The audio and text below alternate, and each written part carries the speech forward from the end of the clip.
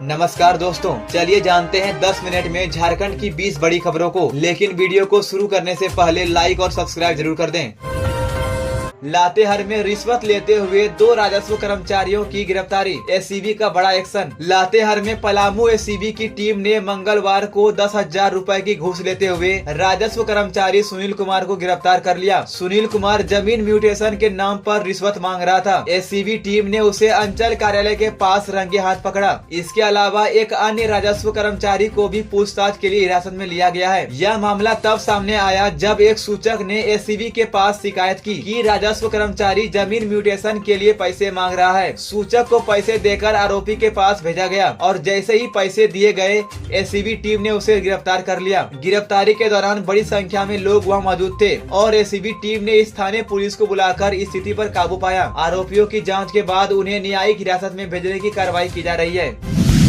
बच्चा चोर समझकर युवक की पीट कर हत्या, सबको जंगल में दफनाया। झारखंड के साहेबगंज जिले के बोरियो इलाके से एक दर्दनाक और डराने वाली घटना सामने आई है। बिहार के भागलपुर जिले के रंजन सोनी माला बेचने के लिए 26 अप्रैल को झारखंड आए थे। वे माला बेचते बेचते बोरियो थाना क्षेत्र के एक गाँव आसन बोना पहुँच गए। गाँव में कुछ लोगों ने उन्हें बच्चा चोर समझ लिया और बिना कुछ सोचे समझे अफवाह फैला दी। देखते ही देखते भीड़ इकट्ठा हो गई। भीड़ ने रंजन को पेड़ से बांध दिया और बेरहमी से पीटना शुरू कर दिया। रंजन चीखता रहा लेकिन किसी ने उसकी नहीं सुनी। भीड़ ने इतनी मारपीट की कि मौके पर ही उसकी मौत हो गई। इसके बाद सबूत छुपाने के लिए लोगों ने उसकी लाश को पास के जंगल में ले जाकर दफना दिया। जब रंजन कई दिन तक घर नहीं लौटा तो परिजन उसकी तलाश करने लगे। 10 दिन बाद परिजन उस गाँव तक पहुँचे और उन्हें सच्चाई का पता चला। फिर उन्होंने पुलिस को सूचना दी। पुलिस ने जंगल से रंजन की सड़ी गली लाश बरामद की और पोस्टमार्टम के लिए भेज दिया। मृतक के भाई की शिकायत पर पुलिस ने 10 लोगों को गिरफ्तार कर लिया है।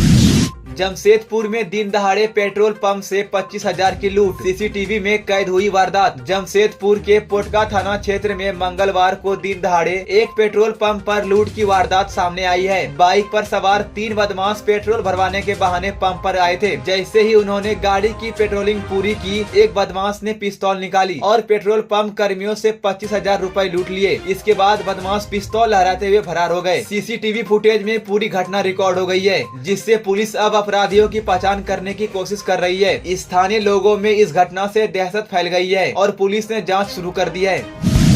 गिरिडीह में रास्ते के झगड़े ने लिया हिंसक रूप, लाठी पत्थर चलने से 12 लोग घायल। गिरिडीह जिले के देवरी थाना क्षेत्र के रतोया गांव में रास्ते को लेकर 2 पक्षों में हिंसक झड़प हो गई। लाठी डंडे और पत्थरबाजी में महिलाओं और बच्चों समेत 12 लोग घायल हो गए। झगड़ा 1 महीना पुराना है। गाँव के कुछ लोग सार्वजनिक रास्ते को अपनी जमीन बता रहे थे और उस पर बाउंड्री बना रहे थे। यह रास्ता गाँव वाले सालों से इस्तेमाल करते आ रहे हैं। एक पक्ष ने बताया कि रास्ता बंद होने से उन्हें घर से निकलने में दिक्कत हो रही थी। जब उन्होंने विरोध किया तो दूसरा पक्ष मारपीट पर उतर आया। घटना की जानकारी मिलते ही पुलिस मौके पर पहुंची और घायलों को अस्पताल में भर्ती कराया। दोनों पक्षों ने थाने में शिकायत दी है और पुलिस पूरे मामले की जांच कर रही है। हजारीबाग में कुएं से मिला युवक का शव, सिर पर पत्थर से चोट के निशान, आक्रोशित लोगों ने सड़क किया जाम। हजारीबाग के सिमरा रेस्ट हाउस के पास एक कुएं से युवक का शव मिला है। युवक के सिर पर पत्थर से चोट के निशान है, जिससे हत्या की आशंका जताई जा रही है। मृतक की पहचान खीरगांव टोला के रहने वाले भुटेल पांडे के रूप में हुई है। वह एक सामाजिक कार्यकर्ता थे और धार्मिक कार्यों में एक्टिव रहते थे। घटना के बाद स्थानीय लोग आक्रोशित होकर सिमरा रेस्ट हाउस चौक को जाम कर दिया। उनका कहना है कि पिछले 3 दिनों से लगातार हो रही हत्याओं से पुलिस की कार्य क्षमता पर सवाल उठ रहे हैं। पुलिस ने शव को कुएं से निकालकर जांच शुरू कर दी है, लेकिन लोग अभी भी चौक पर डटे हुए हैं, जिससे यातायात प्रभावित हो रहा है।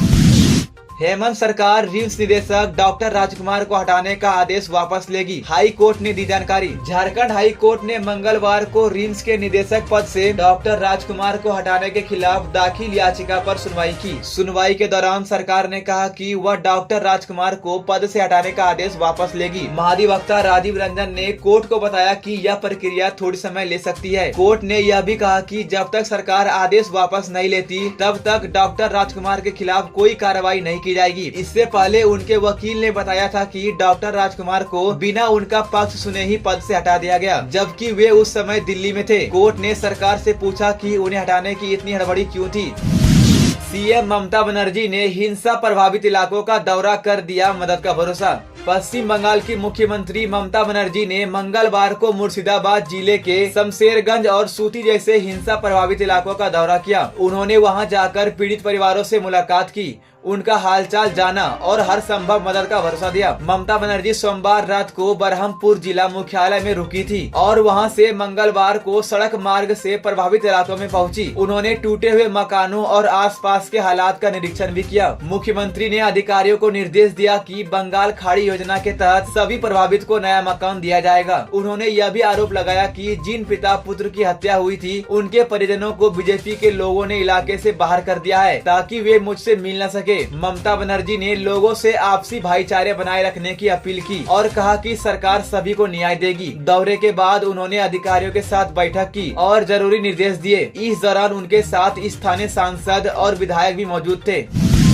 रामदास सोरेन बने झामुमो के केंद्रीय उपाध्यक्ष। झारखंड मुक्ति मोर्चा के केंद्रीय अध्यक्ष और मुख्यमंत्री हेमंत सोरेन ने पूर्वी सिंहभूम के जिला अध्यक्ष और शिक्षा मंत्री रामदास सोरेन को पार्टी की केंद्रीय कमेटी का उपाध्यक्ष बनाया है। इस सम्मान पर मंगलवार को साक्षी कार्यालय में एक सम्मान समारोह आयोजित किया गया। समारोह में पार्टी के नेताओं और कार्यकर्ताओं ने मंत्री रामदास सोरेन को शॉल उड़ाकर, माला पहनाकर और बुके देकर सम्मानित किया। बैंक खाते से निकले 19,800 रुपए, फर्जी निकासी की शिकायत थाने में दर्ज। हिरनपुर में एक शख्स के बैंक खाते से बिना जानकारी के पैसे निकालने का मामला सामने आया है। इसको लेकर मुर्गा डांगा गांव के रहने वाले मिथुन मंडल ने थाने में शिकायत दी है। उन्होंने बताया कि उनका खाता हिरनपुर SBI शाखा में है। 4 मई को जब वे SBI के CSP सेंटर पैसे निकालने पहुँचे तो पता चला कि उनके खाते से पहले ही पैसे निकाले जा चुके हैं। इसके बाद उन्होंने बैंक स्टेटमेंट निकलवाया तो पाया कि 24 अप्रैल को 5,000 रुपए, 26 अप्रैल को 8500 रुपए, 1 मई को 6300 रुपए, कुल मिलाकर 19,800 रुपए की फर्जी निकासी कर ली गई थी। मिथुन मंडल ने इस पर थाना में लिखित शिकायत दी है। थाना प्रभारी रंजन कुमार सिंह ने बताया कि शिकायत मिली है और मामले की जाँच की जा रही है।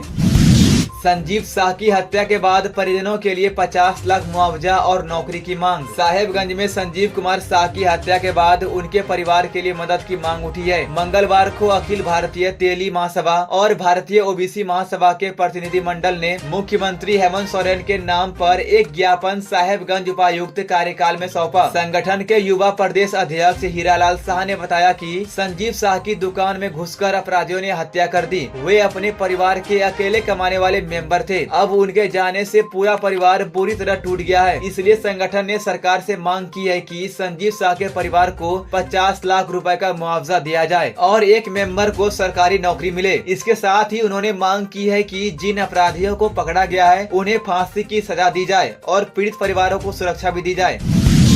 झारखंड के लेटेस्ट न्यूज को सबसे पहले देखने के लिए हमारे चैनल को सब्सक्राइब जरूर करें।